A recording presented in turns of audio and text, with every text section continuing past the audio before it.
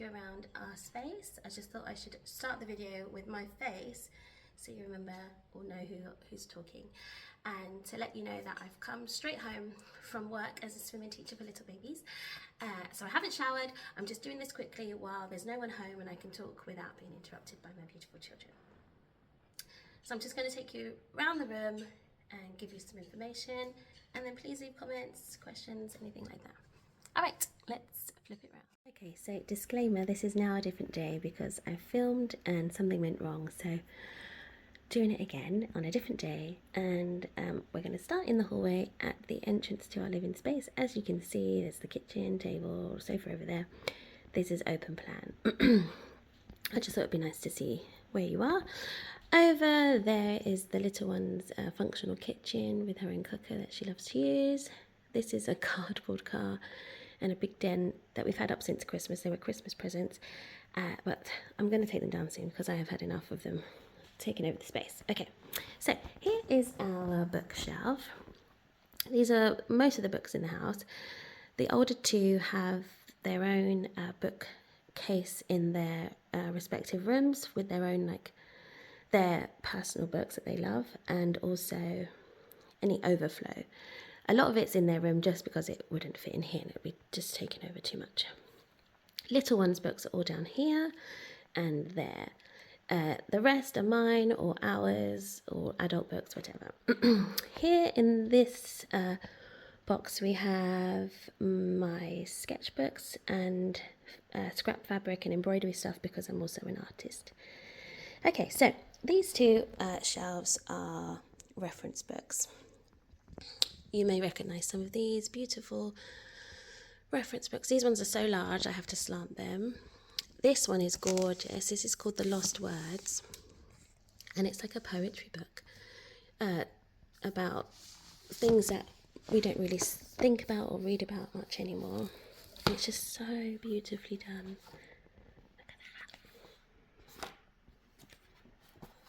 I keep choosing pages that don't have any words. Okay, so about a newt. It's a poem about a newt. A poem about a lark.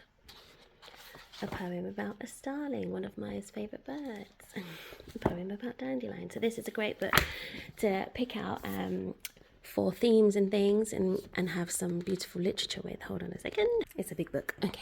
Then these books, all about planets, solar system, about the ocean, maps, beautiful books of maps. But the thing I find with atlases and children's books for maps and actual sheet maps and things, they never have the Caribbean, nothing dedicated to the Caribbean. Like this book has everywhere, including Antarctica, but it does not have anywhere in the Caribbean highlighted, which is quite annoying. But so that's why we have our Montserrat little picture here, so we can have a nod to where we are from because it's never nodded to, but that's all right. We'll just do it ourselves. And then more reference books here. As you can see, barefoot books, love those. Lots of animal stuff, continents, animals, habitats, weather. This is a glow-in-the-dark night sky book with the constellations that you can take outside and they glow in the dark and you can look up and see if you can see them, obviously. Lots of other reference books, and then some mini Usborne beginner ones of various topics. This one again is beautiful, and this is one of our newest books, but it is secondhand. A lot of the books we have are secondhand, unless they're like new books, and they're not secondhand yet because they're just brand new to the world. Down here are some hardback living books.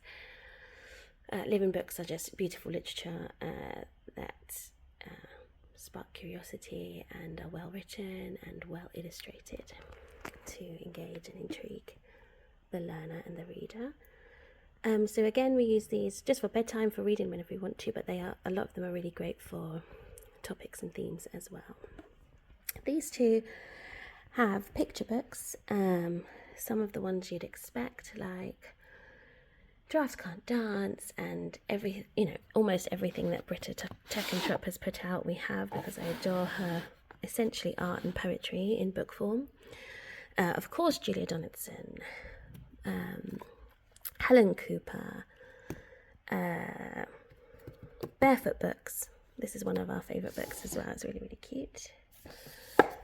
And then some Shakespeare, Indian Tales, Dr. Seuss, Lulu Loves Flowers, and the others in the series. We're going on a bear hunt, The Owl Who's Afraid of the Dark, Owl Babies, Where the Wild Things Are, Hand of Surprise, Harry McClary, all the good stuff and more.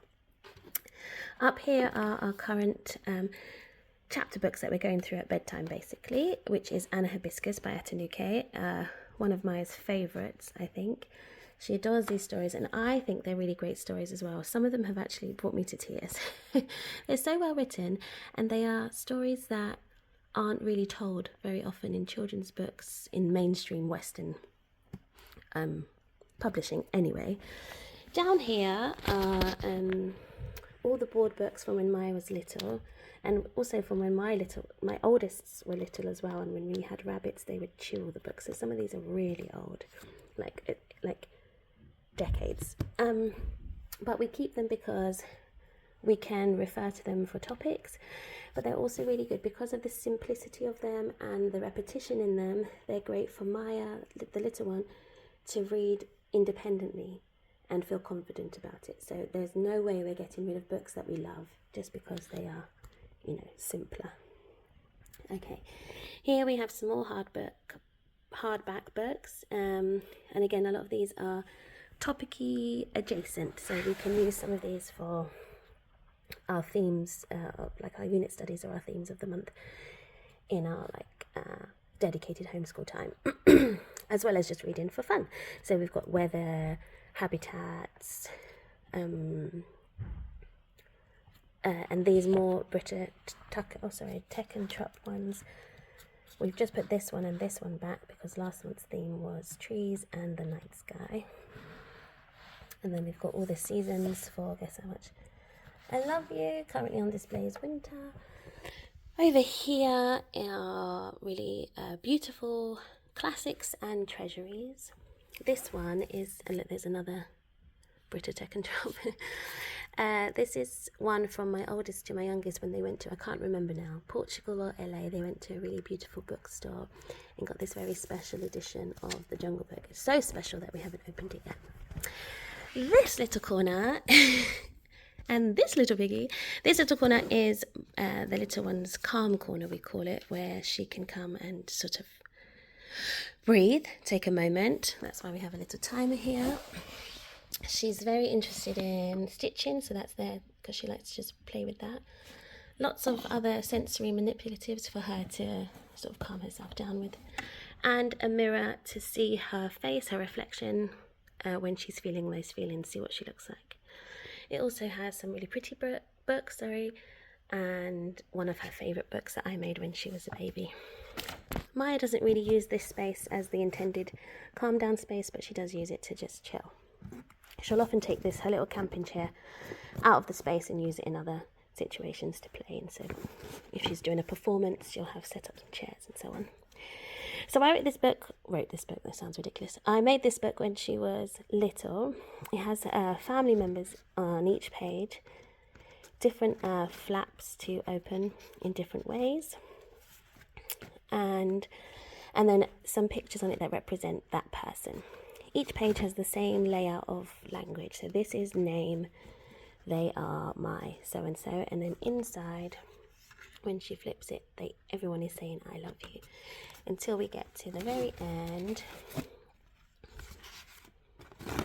where it says this is Maya, she is me, and then I love me. She loves saying that, she loves reading it, and I kept the language repetitive so that eventually she could read it on her own, which she does now because she remembers the words because she's been looking at it for so long. The ribbon always comes undone, but it's fine. I'll just put it back and fix it later. And then under here are just some Harry Potter books that aren't going on anyone's shelves in their own bedrooms. I don't know why, maybe not space, but my oldest were obsessed with Harry Potter.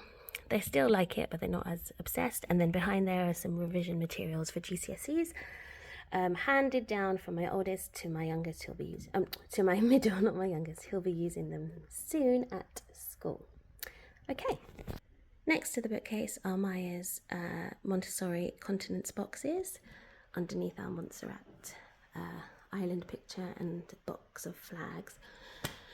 And here at the moment, because I haven't found a place to put them, in this folder are our book studies, a lot of book seeds from Blossom and Root. And then here is this is Wangari's Trees of Peace. So we're going to be doing a book study on this book, which links to trees in Africa.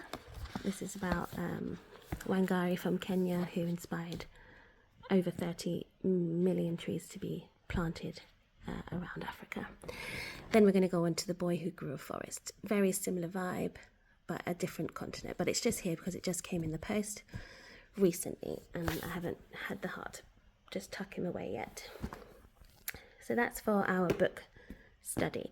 And for Maya, for the little one, a book study is essentially just doing activities that can relate to that. So art activities, cooking activities that sort of make the experience of reading the book and understanding the story more holistic and comprehensive. So speaking of the theme, this section is where we have the books that are in rotation, meaning the topic books, the theme books, the unit study related books. The bottom one is more full. These are all related to Africa, because that is our theme of the month, if I haven't said. And it might be our theme of the season, I don't know, because there's a lot to cover, obviously. This is a book I got my oldest for their birthday. They love cooking, sometimes. Tales from Africa, obviously, All the Hand of Surprise, more barefoot books. And this one is great because it's Pancake Day in February as well, as being our theme of Africa. So that was really nice. We're going on a lion hunt instead of bear hunt. Monkey puzzle, because those animals all live in Africa. Love Grows Everywhere, about growing trees and love, so that links both. Another book by Joseph Coelho. I say another book. I didn't say anything about Joseph Coelho, but we met Joseph Coelho at a book signing, who writes Luna Loves series, and Maya is obsessed with those. This Africa project book, like art projects based on traditional African art and life. Really, really interesting, lots to do. So that's just there to give us some ideas. Our habitats reference book, we're using that for the savanna and grasslands information that we're going to use. A Julia Donaldson oak tree from last month that she still likes. Obviously we have Slow Down here all the time. And another one for Africa. We're going to be just looking at the African children in this for this theme. But the whole book is This Is My World by Lonely Planet Kids. And it has obviously nothing in Antarctica, but it has some children in each continent. These are the page numbers, and then you can go to them. Let's go to 102. So we'll be looking at, for example, Mackenzie in South Africa, and learning about what she likes, what she does, what school's like there, the food there, the animals, all sorts of things. And it's for children to see the differences and similarities in themselves and children from all over the world, which I find gorgeous. So we use this book we'll use this book for Africa, and then when we go on to other continents, it will stay. Okay, so this is our unit study table. So here's all about Africa. Here is our Montessori Africa puzzle with a few choice flags for Maya to locate. I've chosen one for each region of Africa, the island, and then a couple that we can relate to, where either we know someone from there or we have like a story connection to it. So we've started with Kenya. She's put that flag in because we started with Wangari's Trees of Peace, which started in Kenya, where she was from. We have some African animals and instruments. This is just something I printed out, just a blank Africa country outline. So every time we read about a country, she can colour it in. And then when when we've read something about each country, then it will be a full, colourful picture that we can display. We're using this book for all the countries. Let me just show you. So this is Africa, Amazing Africa, Country by Country by Atanuke, who writes Anna Hibiscus, the chapter books I showed you at the bookshelf. Every Anna Hibiscus chapter or story starts with Anna Hibiscus lives in Africa. Amazing Africa. So I thought it's such a gorgeous book. We've had this longer than we've had the Anna Hibiscus books, so it just worked out really well. So it goes region by region and then country by country, and you learn something on each page about each country, which is perfect for the pace that we're going to be learning about Africa this year, and also just as a reference. I think it's going to work really, really well. So it's not too overwhelming, and you just learn something small, including greetings in all the different languages, which I think is just gorgeous. Alright, a few more books. We have some more trees books. So there's one of the Usborne Beginners, a beautiful DK Royal Horticultural Society book, and another trees book by Ladybird, made from recycled paper, which is good. Doing all this tree work and there's so much paper around. But yes, we are continuing with trees. Even though it was our theme last month, Maya is still really interested in it, and it links nicely to the Wangari's Trees of Peace, and also learning about global trees. One of the activities last month was trees in every continent, and Maya chose her favourite trees on each continent, so she's still interested in learning about those. So I thought we'd hone in a little bit on African trees. And down here in our morning basket we have The Lion, the Witch and the Wardrobe. That is not on theme, that is just our chapter book that we are using for narration. So Maya, I will read a chapter and then I will read a chapter and then Maya will narrate it back to me in her words, and it's really cute. Let me find one for you.